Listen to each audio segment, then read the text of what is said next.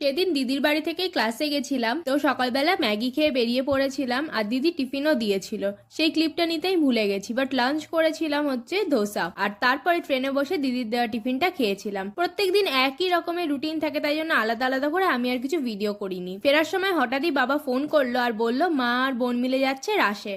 তো আমি ভাবলাম আমিও তাহলে চলে যাই, যদিও আমি একদিন আগে রাসে গেছিলাম, তোমরা সবাই দেখেছো। আর এখানে দেখো এই কাকুটা আমাকে বলছিল যে আমি সাজিয়ে দিই পুরো, আমি তো না মানে নাই। তো তারপরে ওখানে গোপালের হাতে বাতাসা দিলাম, তোমরা তো দেখতেই পেলে। তারপরে আবার গোপুরি প্রসাদ নিলাম, আর প্রসাদ নেওয়ার পর গেলাম আমরা বাতাসা ছেটাতে। এই ব্যাপারটা বেশ আমরা ভালোই এনজয় করি সবাই, তো সেটাই আমরা করছিলাম।